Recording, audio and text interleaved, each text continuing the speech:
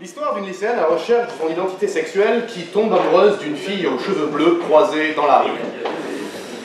Ouais, vous comprendrez facilement que pour y aller, il me fallait plus de motivation que la simple lecture du résumé. J'ai donc lu une interview des deux actrices, affirmant qu'elles ne tourneraient plus de films avec ce réalisateur, qui les ait poussées à aller très loin. Le tournage des scènes de sexe entre elles ayant duré 10 jours. Je me suis dit, allons-y, ce sera pour des raisons artistiques. Le film dure 3 heures. Mais au milieu de cette éternité où on recherche de manière désespérée ne serait-ce qu'un simple et maigre filet d'émotion pour tenter de rentabiliser les 8 € de l'entrée, il y a pourtant, dans ce film, 20 minutes de passion débridée. De scènes tellement torrides qu'elles renvoient tous les téléfilms érotiques de M6 au placard. Et après avoir vu ces 20 minutes, c'est à ce moment-là que tout homme normalement constitué se dit « Quel dommage que le film n'ait pas été amputé de 2h40. Quel dommage que l'œuvre ne soit pas restée inachevée. » C'est donc la question qui nous préoccupe cet après-midi. Les plus belles œuvres sont-elles inachevées? La réponse est oui. Définitivement, ce sont les plus belles œuvres qui demeurent inachevées. On notera, en préambule, que les œuvres inachevées ont déjà un côté fascinant. Une œuvre étant par définition le produit de l'esprit humain, elle peut regrouper divers domaines, comme l'art, l'architecture. Par exemple, pour ce qui est de l'architecture, quelques exemples mettent en avant ce côté fascinant du non-achèvement. À Barcelone, par exemple, la fameuse Sagrada Familia, conçue par Gaudi, fascine toujours autant. Pourtant, sa construction a débuté en 1852, et selon les prévisions, elle devrait se terminer en 2026. La Tour de Pise, dont la célébrité ne serait pas la même s'il avait été droite, verticale et parfaitement conçue. Mais d'un point de vue plus artistique, les œuvres non achevées ont également un caractère fascinant. On peut s'interroger à leur sujet. Est-ce que le plafond de la chapelle Sixtine serait aussi célèbre si on avait achevé de décorer le plancher?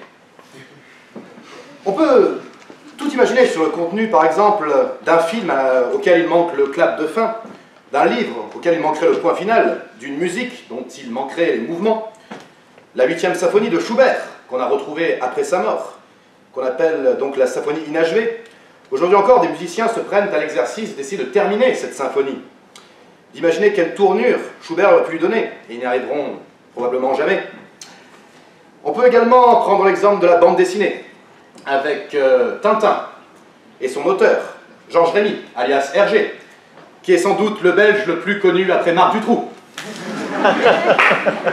mais qui, contrairement à ce dernier, faisait le bonheur des enfants.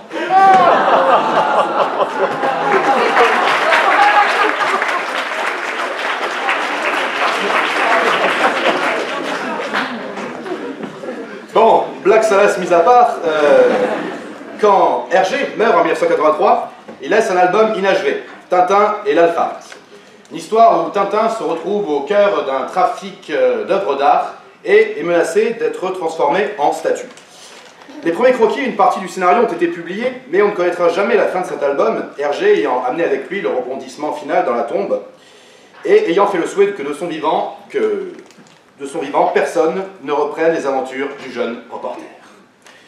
Mais pour revenir plus précisément au sujet, les plus belles œuvres sont réellement les plus achevées, car le terme achevé a plusieurs dimensions que celles communément admises, en tout cas pour le domaine purement artistique. On ne peut pas dire qu'une œuvre est achevée quand elle survit à son auteur, et au contraire on sait qu'une œuvre est inachevée quand elle met en place un univers qui vit, qui est en mouvement, qu'on peut commenter, analyser, sur lequel on peut même fantasmer. Le Seigneur des Anneaux, par exemple, est l'œuvre de Tolkien. C'est le fruit aussi de la mythologie qu'il a mis en place. L'univers d'une telle richesse, il invente un autre monde et des peuples aux histoires bien précises. Une mythologie sur laquelle on pourra parler longtemps. On peut également citer son œuvre, le Silmarillion, sorti après sa mort, inachevé, et qui pourtant, lui, survivra, sur lequel, justement, longtemps, beaucoup de spécialistes parlent. Au cinéma, la saga Star Wars, un autre mythe, une mythologie créée de toutes pièces, dont les moindres aspects n'ont pas fini de faire parler, ce qui montre son caractère inachevé. Une thèse a même été réalisée sur le système politique intergalactique de Star Wars. True story. Mais le revers de la médaille est le caractère le revers de la médaille de ce caractère justement inachevé de la Guerre des Étoiles est la reprise prochainement par Disney, dont on peut craindre le pire. Mais justement, c'est une bonne transition car les reprises, voilà ce qui traduit le caractère inachevé d'une œuvre. Et ce caractère inachevé, on le retrouve donc dans les œuvres les plus anciennes.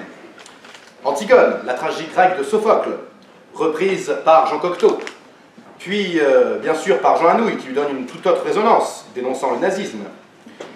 Et d'une manière aussi créative, il y a l'Odyssée d'Homère, qui a été repris en 2000 par les frères Cohen dans Hoggrover, qui tourne en dérision le parcours d'Ulysse, le roi d'Ithaque devenant un bagnard évadé dans le Mississippi des années 1930. Donc pour poursuivre la démonstration, on ne peut concevoir qu'une œuvre majeure ne serait pas inachevée. Tant le génie humain est vaste, ce qu'on peut douter quand on écoute Franck Ribéry, tant la créativité et l'imagination sont des puits sans fond. Par exemple, lorsque Lewis Carroll écrit Alice au Pays des Merveilles, il pioche son inspiration dans les hallucinations dues à ses sévères migraines. Ainsi, à cause de ses maux de tête, il a pu imaginer une reine qui est une carte de jeu, un chapelier fou qui vient leur du thé et un lapin blanc perpétuellement en retard. Et là on peut se demander, qu'est-ce que cela aurait été s'il avait consommé du LSD? Alors une œuvre inachevée, c'est avant tout une œuvre qui n'obéit pas aux règles, qui sort du commun. Les artistes, les gens qui sont à l'origine de ces œuvres, sortent également du commun. Ce sont généralement des gens qui se distinguent de la masse, dont le génie les rend souvent très différents, parfois décalés.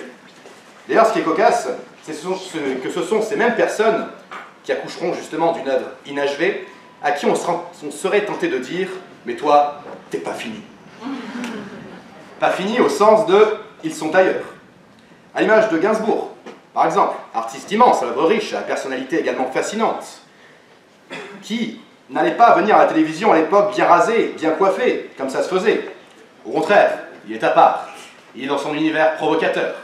Il brûle un billet de 500 francs à la télévision, et il affirme à Whitney Houston son envie de copuler avec elle par un péremptoire « I want to fuck you ». Et peu de monde aujourd'hui aurait ce génie provocateur. Ça tombe bien, Whitney Houston n'est plus en état de copuler.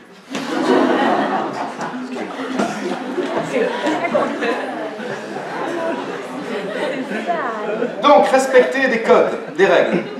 Généralement, les œuvres qui respectent les codes du genre sont sans surprise. Vite consommées, vite digérées, vite expulsées. Ce sont ces œuvres-là qui sont achevées et qui ne présentent aucun caractère fascinant. Si on prend le cinéma, on peut imaginer une œuvre achevée qui répond à des codes bien précis. À Washington, un groupe de terroristes assaille la Maison-Blanche et prend en otage le président des États-Unis, en échange duquel il demande 50 millions de dollars de rançon. Vous avez remarqué que ça se passe toujours aux États-Unis, évidemment, pas en France, parce que déjà la Maison-Blanche c'est plus classe, et en France, pour le président, au niveau de la rançon, ils savent qu'ils ne pourront pas en tirer grand-chose. Bref, au niveau d'un quart d'heure de film, les terroristes ont tué une première victime. Évidemment, un flic noir. C'est toujours ça. C'est là qu'intervient le héros, un homme brisé, loin de ses enfants. Son ex-femme lui demande une prestation compensatoire hallucinante. Il est brisé, certes, mais son brushing est parfait, ses muscles sont saillants. À lui seul, il va déjouer le complot terroriste, libérer le président, et au passage, il tombera amoureux de la fille de celui-ci. Et finira par défier sur le toit de la Maison-Blanche la tête du complot terroriste qui viendra s'écraser dans le jardin tout en s'empalant sur les arroseurs automatiques présidentiels. Voilà, le cahier des charges est rempli, les codes sont respectés, mais sitôt vu, sitôt oublié. Bref, l'œuvre, pour le coup, est achevée. Enfin, si on peut appeler ça une œuvre. D'ailleurs, je vais terminer là-dessus. Je pense qu'il est temps de redonner au terme « œuvre » ses lettres de noblesse. Toute création ne peut pas être qualifiée d'œuvre. Aujourd'hui, on parle à tort de l'œuvre de Marc Lévy, l'œuvre de Jean-Claude Van Damme, l'œuvre de Kinvey. Et une œuvre, au sens noble du terme, ne peut pas être achevée. On achève un dossier, on achève un mourant.